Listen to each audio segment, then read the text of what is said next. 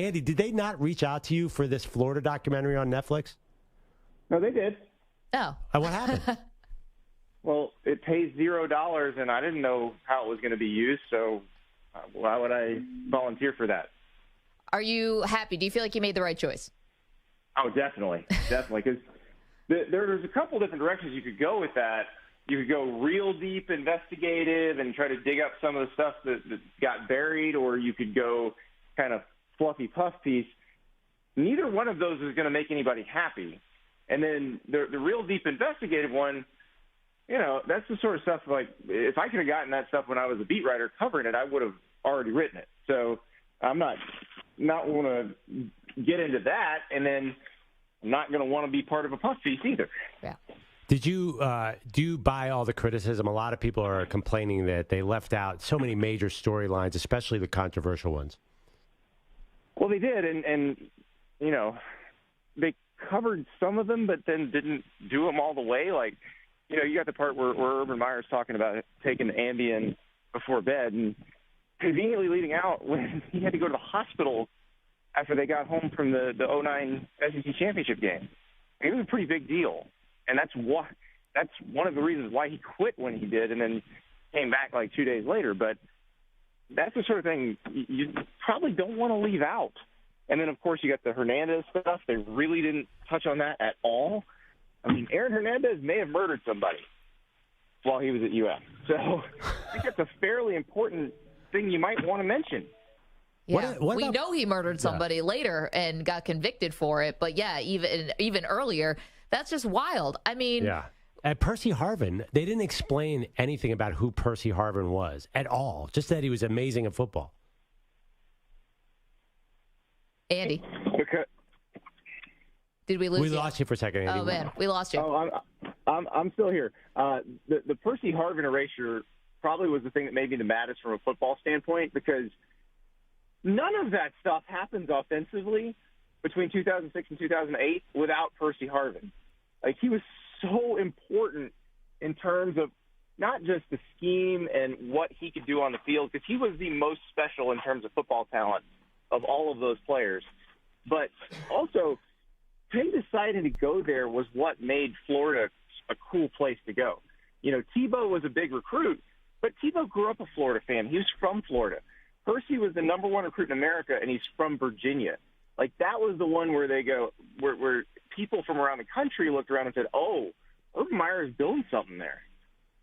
Andy Staples is our guest, of course, now with On3, one of our absolute favorites. So, you know, okay, it doesn't seem like the documentary is really making anybody very happy, but, you know, Urban Meyer's legacy at Florida, Andy, did any of this, did the documentary do anything to kind of heal whatever open wounds are left?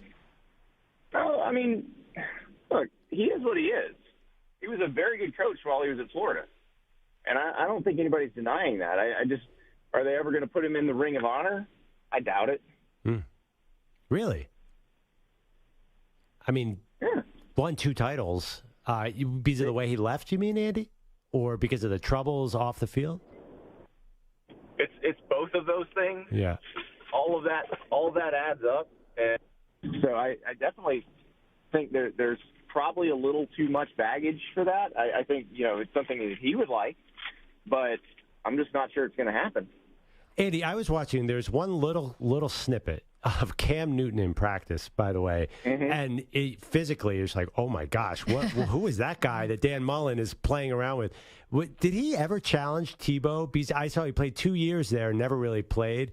Was there, I mean, Cam Newton was, of course, left out of the doc completely, basically. Yeah. Was he ever, you know, was there excitement that he was going to be the next star before he got in trouble and was kicked off the team? Yes, there was definitely excitement about that. And, you know, the question of whether Tebow would stay for his senior year probably would have been a little more loaded had Newton not gotten in trouble and not gotten kicked off the team. Because if Cam was still there and coming back, then at some point you were going to start asking the question, wait, which one of these guys is actually a better quarterback? But, you know, Tebow was such a legend at that point. So, you know, Cam would have probably not been able to take over until 2010, which is when he played at Auburn. So he probably would have been a one-year wonder at the SEC level one way or the other. It's just it would have been at Florida in 2010 instead of poor John Brantley just getting demolished.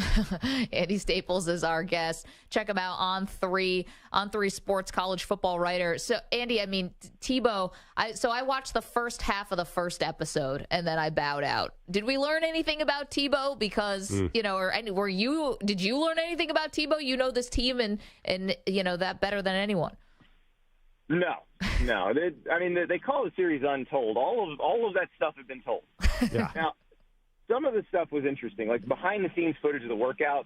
Oof. I thought that was really interesting because the players had described all that stuff to me over the years, but seeing it is a completely different thing. And so that was something that I thought was fairly eye-opening and, does give you a window into why those teams were the way they were and why they were so tough and why they were very good very fast. Wait, so Steve Spurrier never had you guys one-on-one wrestling each other on mats until somebody passed out from a chokehold? Nobody got choked out. And it's interesting because, the head strength coach when I was there and then the assistant strength coach, the head strength coach was the longtime strength coach for Bob Stoops at Oklahoma.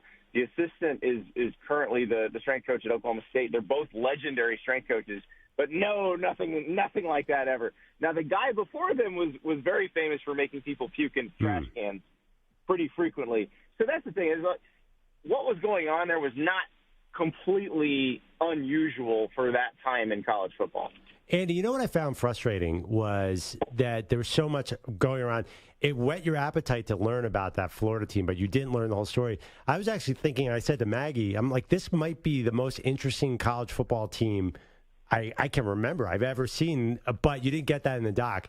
When you've covered a lot of college football, is that really up there as one of the most interesting as far as overall storylines and characters and quality of football? I think all pretty good teams are that interesting because you have so many people on the team. Like, you could probably do something on the 2009 through 2012 Alabama teams or the mid-'90s Nebraska teams or the early 2000s Miami. Well, there have already been multiple Miami documentaries, and they were awesome. So when you have a championship football team or one that wins multiple championships, because of the sheer size of the roster, you're going to get tons of characters and then great players who end up becoming successful in the NFL. So that's one of those things where just having a 100-man roster tends to make it very interesting. But, Tim Tebow and Aaron Hernandez, I don't know. Tebow is such a unique thing, though. Well, and it's so strange, the differences in some of these people. Like, the first person who speaks in the documentary, it's locker room footage from, I believe, 2006. The first person who speaks is Tony Joyner, who was one of the captains on the 2006 team. He's also a convicted murderer. He was convicted recently for a 2016 murder of his girlfriend, and he's in jail now. It's crazy how many weird stories were on that team. That's wild. Andy Staples joining us on On3 college football writer, pardon me. All right, let's bring it a little bit to the present day. We could talk about those Florida teams forever, but put these in order from who you think is going to have the best to the worst season, Andy. We'll keep it in Florida. Florida, FSU, and Miami. I'd say Florida State will have the best. Then Florida and Miami are kind of tied. I don't think anybody's expecting much from either one, but I think they're going to be better than people think. Florida, the expectations are very low. Vegas has them at 5.5 wins for the over/under. I actually think they're going to be better than that. And then Miami, they've got some good young offensive linemen. That's how you get better quickly, is by getting better up front, and they did that. So, neither one of those I think is going to set the world on fire, but I do think they will exceed expectations. But Florida State has huge expectations. They should be competing for the ACC title.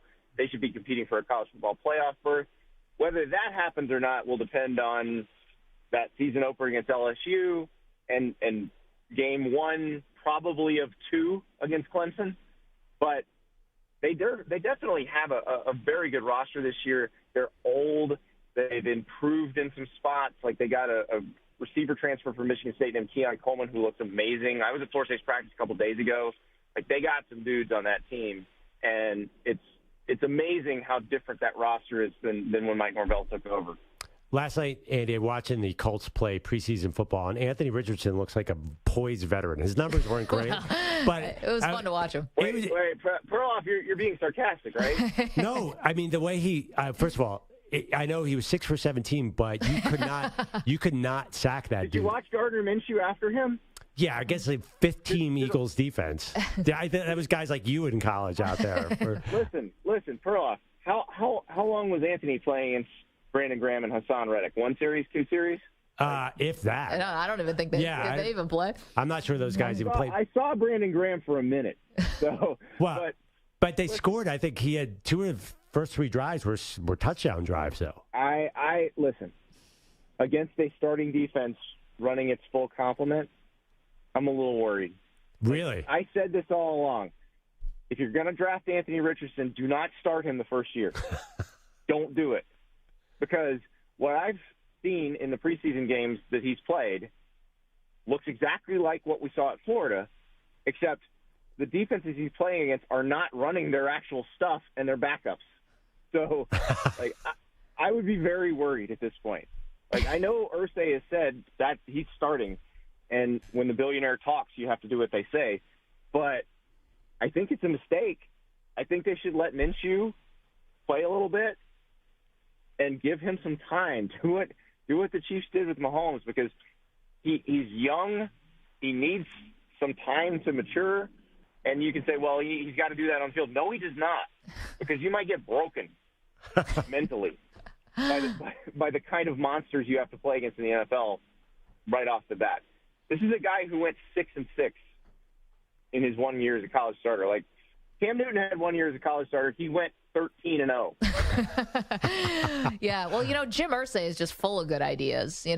Jeff Saturday as a head coach, all these, maybe going to public war with the best player on your team on the offense, and Jonathan Taylor. The guy's chock full of good ideas. Last one for you, Andy. We could talk about a lot of stuff, but Perloff and I were talking about Caleb Williams, who we're going to see tomorrow against San Jose State. If I gave you Caleb Williams against the field when it comes to the Heisman, who would you take? The field, because it's really hard to repeat as a Heisman Trophy winner. And that is not a knock on Caleb Williams, who I think has the best chance of anybody who's come back, maybe since Archie Griffin, who is the only repeat Heisman winner, to actually repeat. But we will find so many ways to tear him apart. We will set the bar so high for him that it's going to be almost impossible, because not only is he the returning Heisman Trophy winner, he is also the presumed number 1 pick in the draft. So he's going to have to be perfect, or everybody's just going to be like, well, he did this wrong. He had 2 incomplete passes in this quarter. And listen, he's going to tear it up this year. If he's healthy, he's going to be putting up massive numbers. He's unbelievable.